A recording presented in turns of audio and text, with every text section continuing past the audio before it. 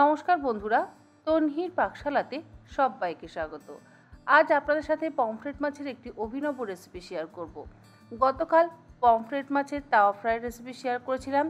আজ একদম আমার নিজস্ব পদ্ধতিতে দুর্দান্ত স্বাদের বাদামি পমফ্রেটের রেসিপি শেয়ার করছি।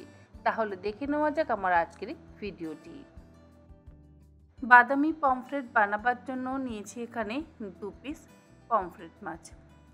গতকাল পমফ্রেট মাছের তাওয়া ফ্রাইয়ের রেসিপিতে আপনাদের দেখিয়ে দিয়েছিলাম যে কিভাবে পমফ্রেট মাছ কাটতে হয়। আজকে আর সেই পদ্ধতিটা দেখালাম না। আমি ঘরে নিজেই পমফ্রেট মাছ কেটে পরিষ্কার করে নেওয়ার পর এভাবে পমফ্রেট মাছের গায়ে ছুরি দিয়ে চিড়ে নিচ্ছি, যাতে মাছের মধ্যে লবণ এবং মশলাটা সুন্দরভাবে ঢুকে যায়। মাছ দুটো কেটে নেওয়ার পর এর মধ্যে দেব অল্প একটু লবণ, 1 চা চামচ পরিমাণে আদা রসুন বাটা আর 1 চা চামচ পরিমাণে পাতিলেবুর রস। এই 3টে উপকরণ দিয়ে খুব ভালো করে মাখিয়ে মিনিট 5-6 রেখে দেব। পমফ্রেট মাছের মধ্যে কিন্তু একটু আঁশটে গন্ধটা বেশি, যেহেতু এটা সামুদ্রিক মাছ, সেই জন্য অল্প একটু আদা রসুন বাটা আর পাতিলেবুর রস দিয়ে যদি মাখিয়ে রাখা হয় কিছুক্ষণ, তাহলে আর সেই আঁশটে গন্ধটা থাকে না।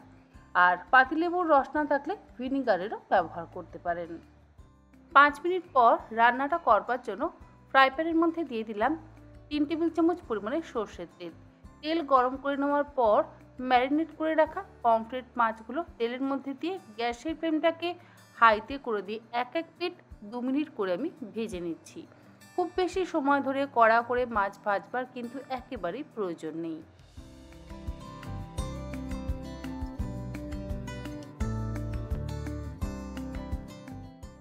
উল্টে পাল্টে মাছের 2 পিঠ ভাজা হয়ে যাওয়ার পর তুলে একটা আলাদা পাত্রের মধ্যে রেখে দেব।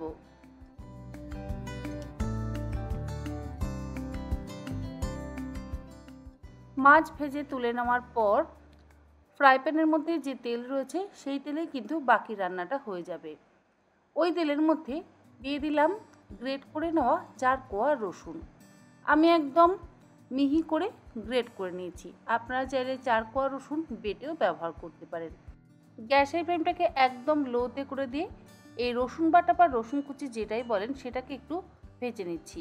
অপরদিকে গ্রাইন্ডিং জারের মধ্যে 2 টেবিল চামচ পরিমাণে রোস্টেড চিনেবাদাম দিয়ে চিনেবাদামটাকে গুঁড়ো করে নেওয়ার পর এর মধ্যে আমি 1/4 কাপ পরিমাণে টক দই দিয়ে দিলাম আর দেব 2 থেকে 3টে কাঁচা লঙ্কা। আমি এখানে 2টো পাকা লঙ্কা আর একটা কাঁচা লঙ্কা ব্যবহার করলাম। তারপরে একসাথে মসৃণ করে বেটে নিলাম। রসুন বাটাটা হালকা করে ভেজে নেওয়া হয়ে যাওয়ার পর এর মধ্যে দিয়ে দিচ্ছি 1/2 চা চামচ পরিমাণে কাশ্মীরি লঙ্কার গুঁড়ো। তারপরে বাদাম বাটাটা দিয়ে দিচ্ছি।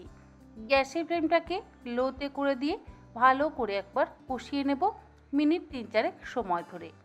রসুন কুচি কিন্তু খুব বেশিক্ষণ সময় ধরে ভাজবেন না বা বেশি লাল করে ভাজবেন না, তাহলে আবার তেতো ভাব হয়ে যাবে। সেই জন্য একদম লো ফ্লেমে কমিয়ে দিয়ে 1 মিনিট ভেজে নেবেন। স্বাদ অনুসারে লবণ দিয়ে দিলাম আর দিয়ে দিলাম 1/4 কাপ পরিমাণে জল।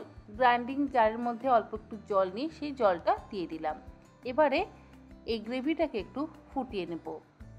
মিনিট 2-3 গ্রেভিটা ফুটে ওঠার পর এর মধ্যে ভাজা মাছ দুটো দিয়ে দিচ্ছি।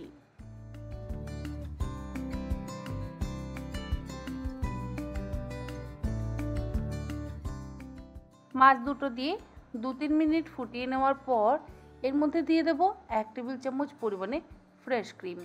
ফ্রেশ ক্রিমের বদলে আপনারা চাইলে দুধের সরও ফেটিয়ে নিয়ে ব্যবহার করতে পারেন। আর সেটাও যদি না থাকে, মানে কোনোটাই যদি না থাকে, তাহলে 2 থেকে 3 টেবিল চামচ পরিমাণে মিল্ক পাউডার অল্প গরম জলের মধ্যে গুলে নিয়ে সেটাও কিন্তু ব্যবহার করতে পারেন। সামান্য একটু চিনি ব্যবহার করলাম টক ভাবটা ব্যালেন্স করবার জন্য। আর সবশেষে দিয়ে দিচ্ছি অল্প একটু ধনেপাতা কুচি। গ্যাসের ফ্লেমটাকে বন্ধ করে দিয়ে এবার এটাকে সার্ভ করব।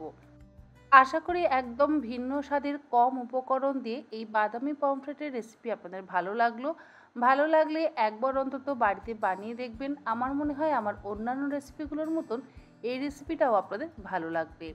আজ তাহলে এই পর্যন্ত। আবার হাজির হয়ে যাব অন্যদিন অন্য কোনো রেসিপি নিয়ে। ভালো থাকবেন, সুস্থ থাকবেন। ধন্যবাদ।